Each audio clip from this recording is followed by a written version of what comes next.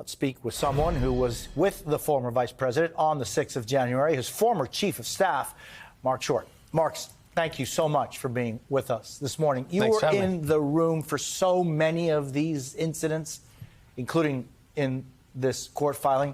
These are some of the photos of you and Vice President Pence from January 6th after you were whisked out of the Senate chamber. Does your memory align with how Jack Smith says things played out that day?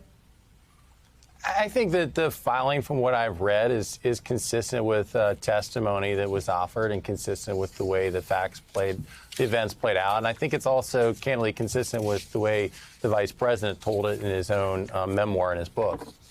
Now, you spoke to the grand jury investigating Trump's efforts to overturn the election. Were there other key moments during that period that didn't make it into this special counsel's filing?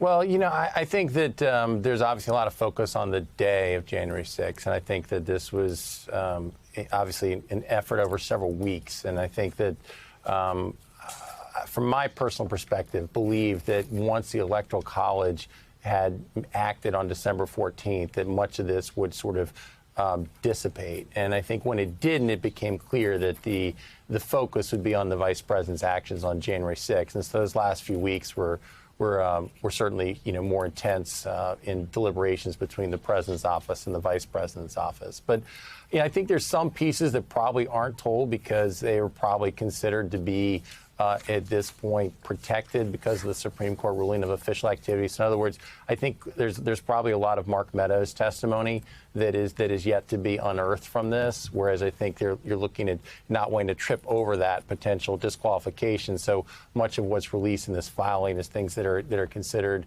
to be campaign activities. And again, I think that the president probably heard his case when he dismissed his own White House counsel from many of these conversations, because the advice that Cipollone and Pat Philbin were giving were not consistent with where he wanted to go. So by relying specifically on outside counsel, I think it's harder to argue it was official activity when you especially, you know, ask that your official counsel not be present for these conversations. Yeah, now how do you see it? I mean, do you see that these conversations that you were a part of there by witnessing the then vice president speaking to the president on that day, do you see those, do you remember those conversations as being conversations between the executive office branch, or is it more conversations of a candidate speaking on a political way to his, you know, running mate? Well, Jose, I'm not a constitutional lawyer, so I confess that. I think it's a gray area, to be honest, because I think that the vice president's role in presiding over that ceremony is a very official part of his responsibilities. But again, I think that that many of the conversations that unfortunately the president was having, and I think being led to some of these conspiracy theories, was generated by outside counsel. So I think that does not benefit his argument that these were official actions. All right, well, I was just thinking what you feel, not as a constitutional lawyer or not, just the conversations. I think it's a gray area. I mean, honestly, it's a gray area, I think, Jose. And so let me ask you about one of the revelations was about Trump's actions as rioters stormed the Capitol on the 6th of January. According to this filing, quote, upon receiving a phone call alerting him that Pence had been taken to a secure location, person 15, not saying who that is, I don't know who that is, rushed to the dining room to inform the defendant in hopes that the defendant would take action to ensure Pence's safety.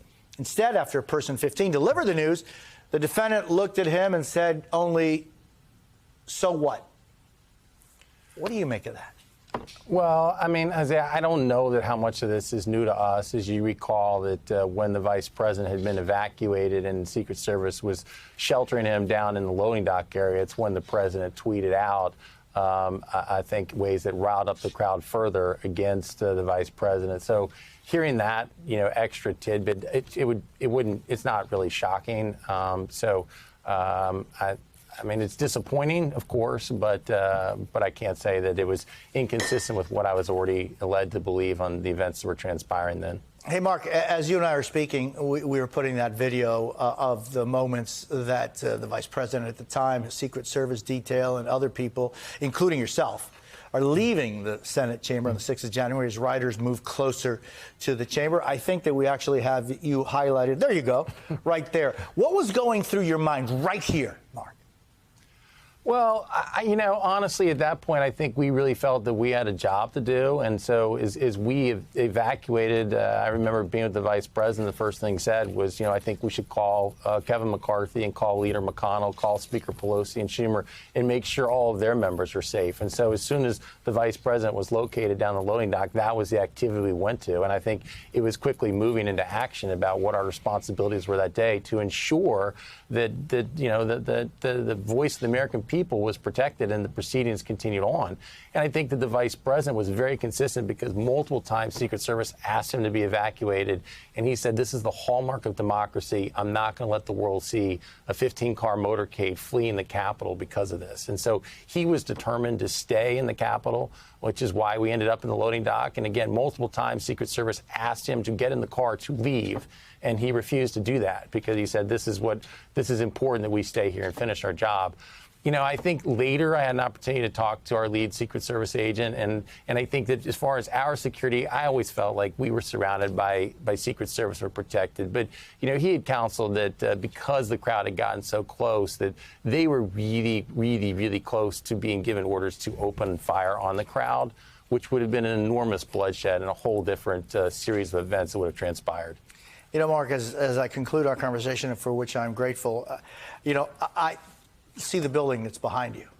And for so many, that building represents the democratic experiment that is the United States of America and how it has survived, grown with moments of difficulty for centuries.